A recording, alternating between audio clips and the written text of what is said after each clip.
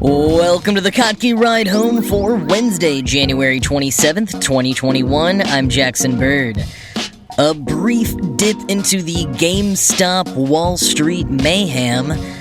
A new water is wet kind of study proving that money indeed can buy you happiness. And the story of some students who just found out that their new professor this semester has been dead for 2 years.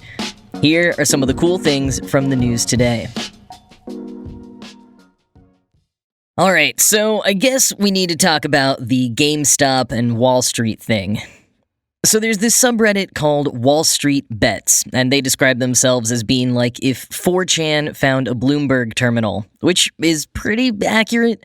Ryan Broderick in his Garbage Day newsletter describes them as, quote, Gen Z libertarian sociopaths, and, quote, radicalized post-Gamergate nihilists, end quote.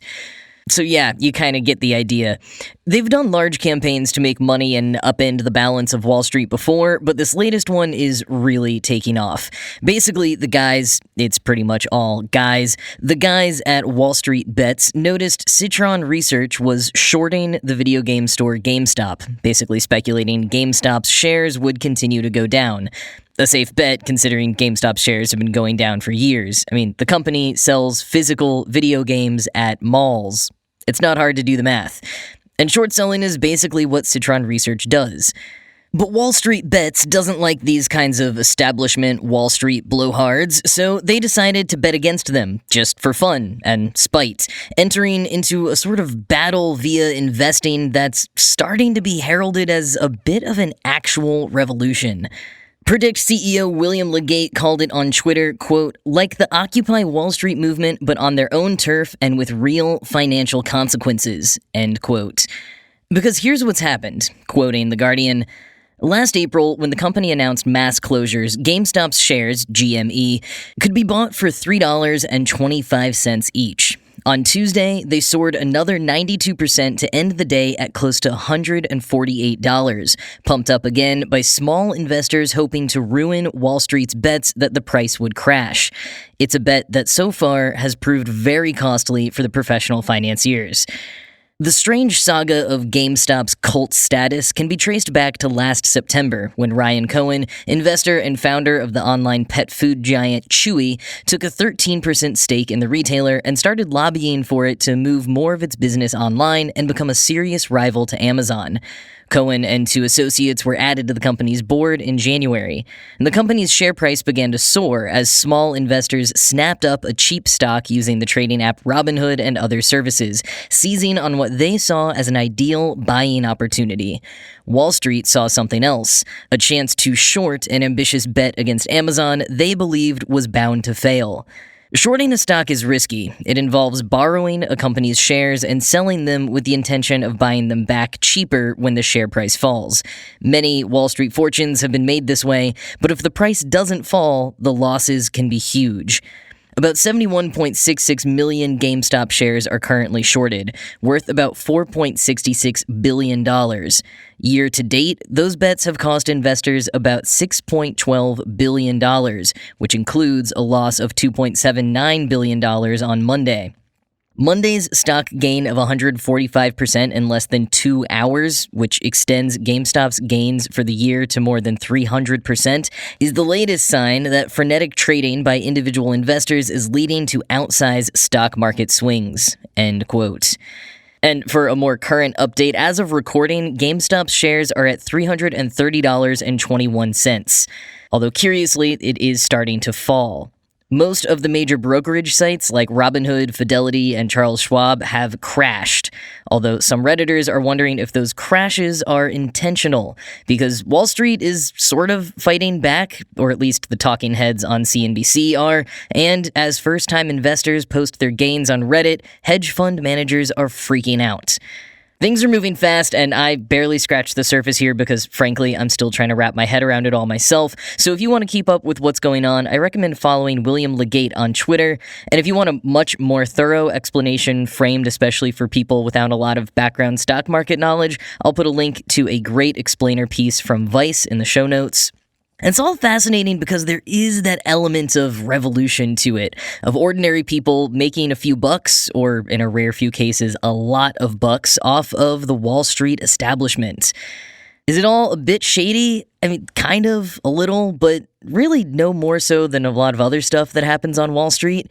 As Brandy Jensen very succinctly put it on Twitter, "Oh no, the wrong people are manipulating the stock market," end quote.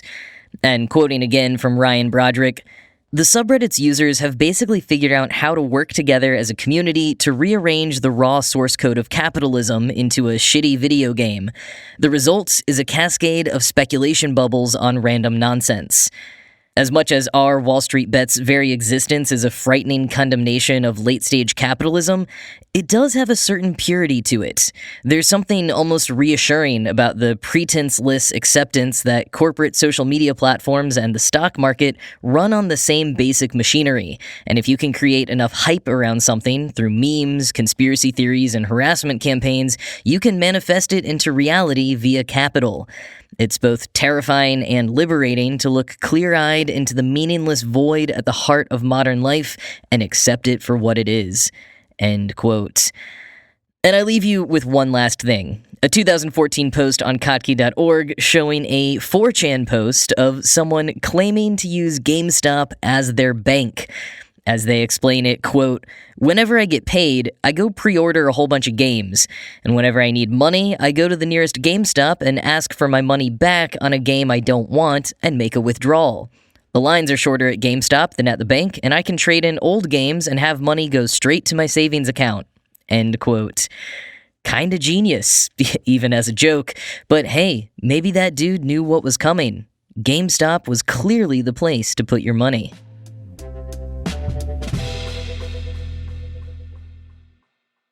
Well, with all of that Wall Street talk, it's time to revisit the age-old question of whether money can actually buy you happiness. And according to a recent study, yes, it very much can. So there was a study done back in 2010 by Nobel Prize winners Daniel Kahneman and Angus Deaton that has since become the go-to citation for the question of money buying happiness. By analyzing Gallup survey data, they found life satisfaction does seem to rise in lockstep with income, and so does emotional well-being, but the latter has a cap at $75,000 a year, or about $90,000 today. But in a new study published yesterday in the journal Proceedings of the National Academy of Sciences, senior fellow at the University of Pennsylvania's Wharton School, Matthew Killingsworth, found there is no $90,000 or $75,000 cap. Experienced emotional well-being just keeps on rising with income. Killingsworth data comes from an app that he built called Track Your Happiness. He actually started developing the app around the time the original study from Kahneman and Deaton came out, when Killingsworth himself was finishing up his doctorate in psychology at Harvard. The app notifies users randomly to ask about their activities and feelings. For this most recent study, he pulled from 1.7 million experience sampling reports from over 33,000 employed U.S. adults on his app. His respondents skewed slightly more wealthy than the U.S. average.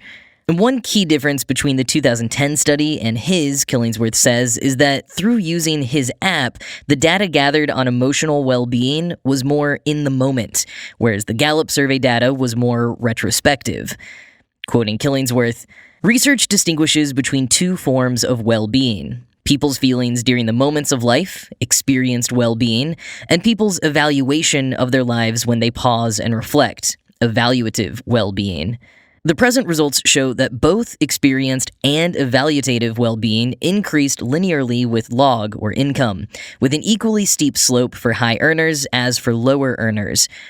There was no evidence for an experienced well-being plateau above $75,000 a year, contrary to some influential past research. There was also no evidence of an income threshold at which experienced and evaluative well-being diverged, suggesting that higher incomes are associated with both feeling better day to day and being more satisfied with life overall." End quote.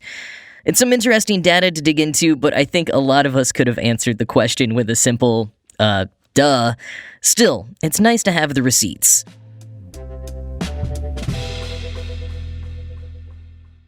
Ending today with the story of some students in Canada who discovered their new professor has been dead for 2 years and no one bothered to tell them. So it all started on the 20th of this month when artist, activist, and full disclosure, a pal of mine, Aaron and Sweeney, tweeted the following, quote, "Hi, excuse me, I just found out that the professor for this online course I'm taking died in 2019, and he's technically still giving classes since he's literally my professor for this course, and I'm learning from lectures recorded before his passing. It's a great class, but what?" End quote. Speaking with the Chronicle of Higher Education, who dug into the story, and Sweeney explained that he was a few classes into the virtual semester at Concordia University in Montreal and really loving his new art history professor.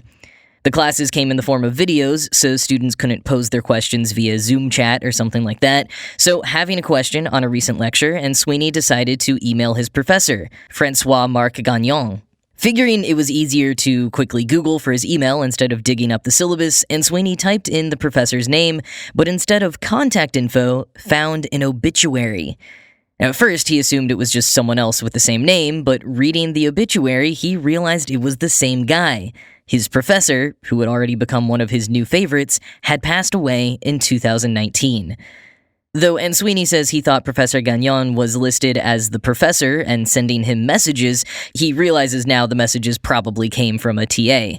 And indeed, Marco Deassi, a visiting professor at Concordia, is listed as the instructor for the course, but kind of just in name only.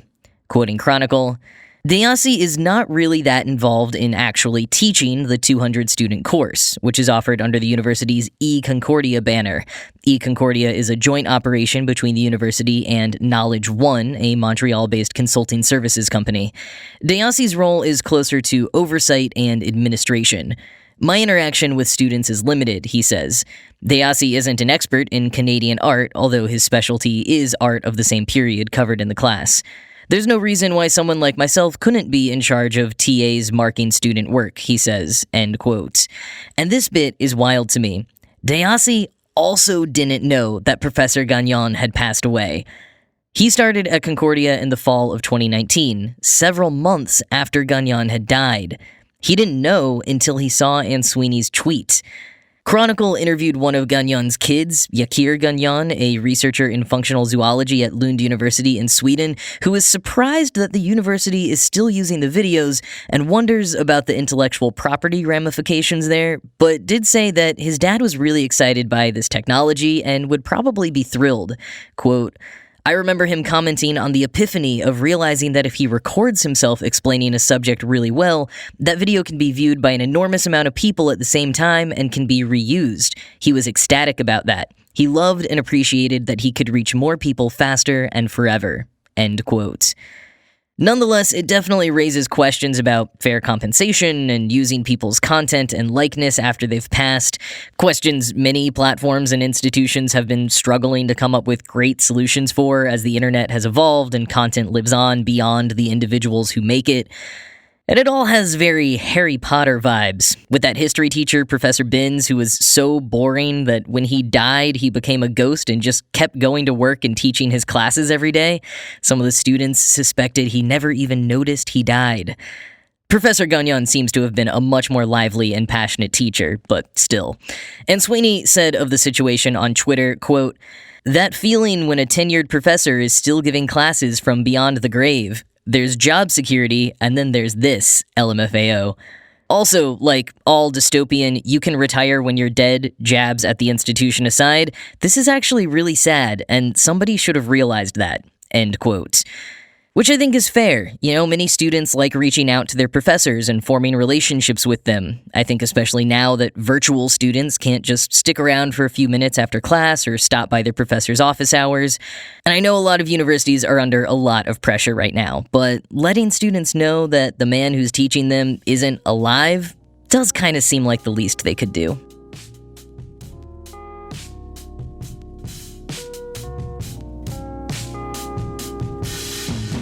Well, that is it for today. As always, this show was produced by Ride Home Media and Kottke.org. I am Jackson Bird, and I'm gonna go buy some shares of GameStop.